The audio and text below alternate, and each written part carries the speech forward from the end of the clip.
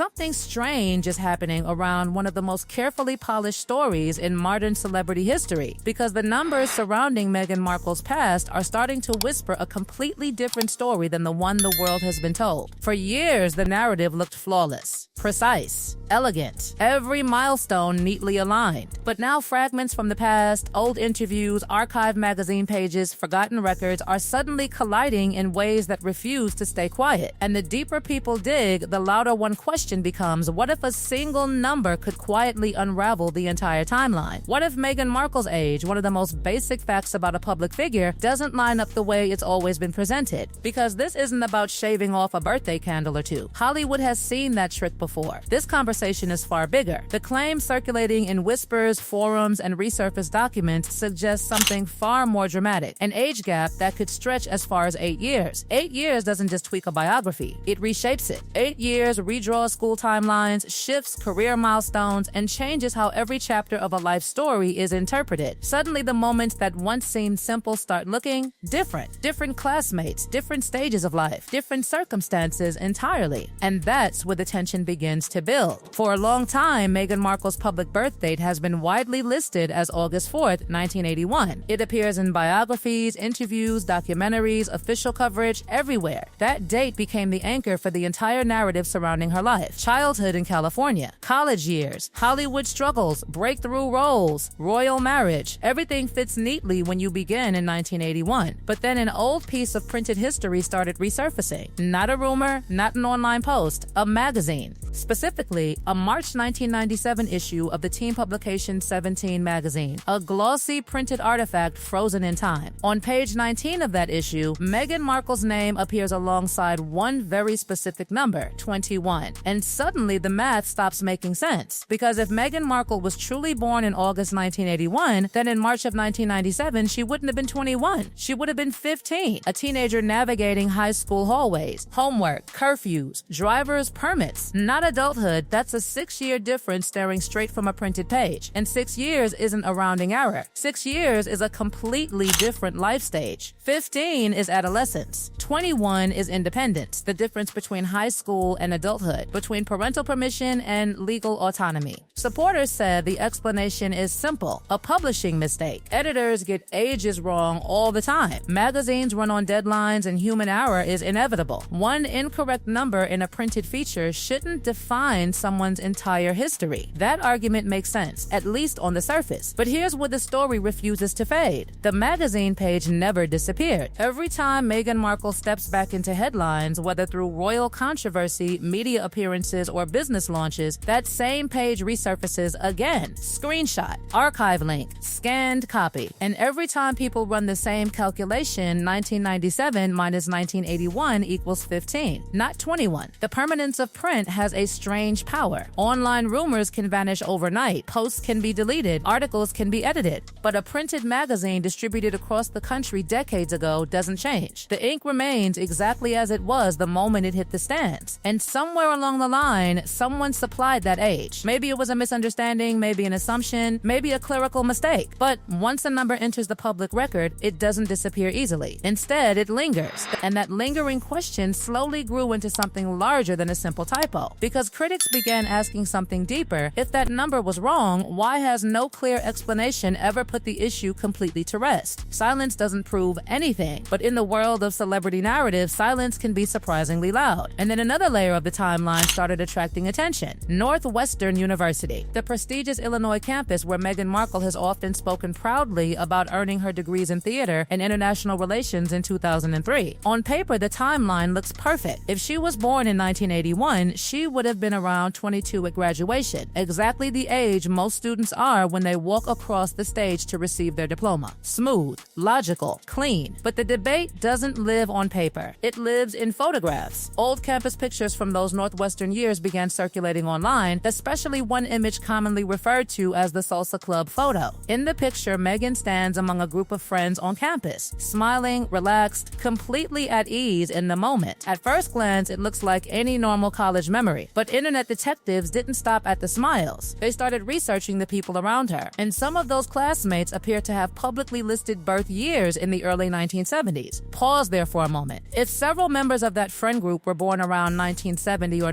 1971, then someone born in 1981 would be roughly a decade younger than many of the people standing beside her in those photos. Is that impossible? Not at all. Universities are filled with older students, graduate students, people returning to school later in life. Friendships on campus don't always follow neat age brackets, but critics argue something else stands out. But for those already questioning pieces of her past, the figure stood out. Because if the alternative theories circulating online were somehow correct, the age presented during that global broadcast could have been different. Critics speculated that instead of 36, she might have been several years older, 42, maybe even 43. The difference might not sound dramatic at first glance. After all, a wedding is a wedding regardless of the age attached to it. Yet within the carefully shaped narrative of a modern royal bride, those years subtly change perception. A 36-year-old entering the royal family carries one story. Someone in their early 40s stepping into the same moment creates another narrative entirely. The ceremony itself remains unchanged. The vows remain real. What shifts is the story people believe about the person standing at the altar. And just when the world had begun adjusting to Meghan's new royal role, another moment added fresh layers to the conversation. In May 2019, attention turned toward the birth of Archie. As with any royal arrival, official documentation followed. The original birth certificate listed Meghan's legal name exactly as it appears on formal records, Rachel Meghan Markle. Weeks later, that certificate was amended to reflect her royal style and titles. Palace officials described the update as routine. Administrative adjustments are common within royal protocol, where titles and naming formats must follow precise rules. But in an environment already filled with speculation, even a routine document change sparked new questions online. People wondered why the alteration had been made and whether it carried any deeper significance. None of those discussions produced evidence that contradicted the official timeline. The 1981 birth year remained untouched. The explanations offered by palace representatives were clear, yet the pattern continued to intrigue observers, because this story has never revolved around one explosive revelation.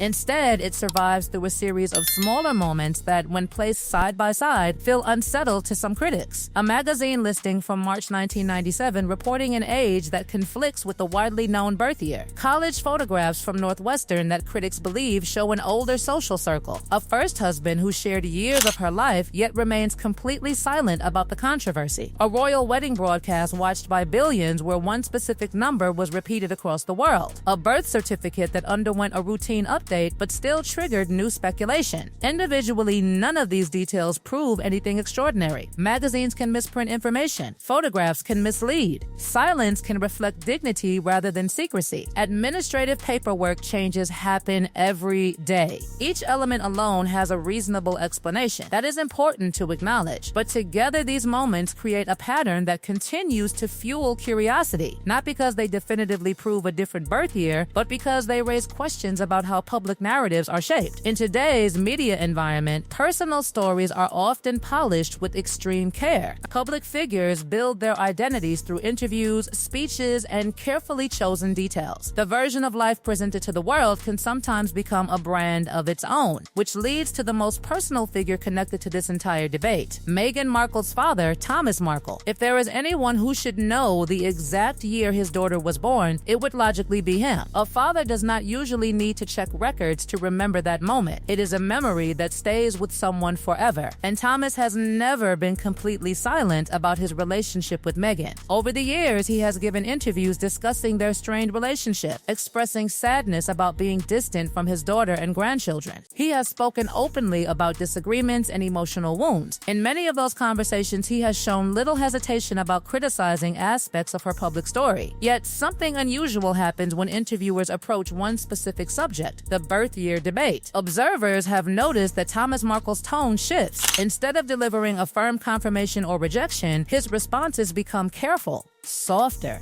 He redirects the conversation toward other topics rather than clearly addressing the numbers critics continue to debate. That hesitation has sparked two competing interpretations. One explanation is straightforward. The official date is correct and Thomas sees no reason to entertain rumors circulating online. The other interpretation suggests that his careful responses hint at a more complicated situation he prefers not to escalate publicly. Neither explanation has been proven, and that uncertainty is exactly what keeps the conversation alive. After years of debate, one fact remains unchanged. The official birth year for Meghan Markle continues to be listed as 1981. No verified document has publicly replaced it. No conclusive evidence has overturned it. Yet the curiosity surrounding her timeline refuses to disappear. Most celebrity rumors flare up briefly and vanish as attention shifts elsewhere. This one continues resurfacing again and again, sometimes quietly, sometimes loudly, drawing new audiences into the discussion each time it returns. Perhaps that is because the debate is no longer simply about a number attached to a birthday. It has become a broader conversation about narrative control in the age of celebrity, about how public stories are built, polished, and protected, about how even the smallest inconsistencies can spark massive curiosity when millions of people are watching. For now, the timeline remains exactly as it has always been presented. August 4th, 1981. The official record stands firm, but the questions surrounding that number continue floating through the public conversation like echoes that refuse to fade. And the real mystery may not be whether the number itself is correct, but why the debate about it keeps returning long after most celebrity rumors would have disappeared completely. Because when curiosity meets silence, speculation tends to grow. And sometimes the most powerful force keeping a story alive is not what has been proven, but what remains unanswered.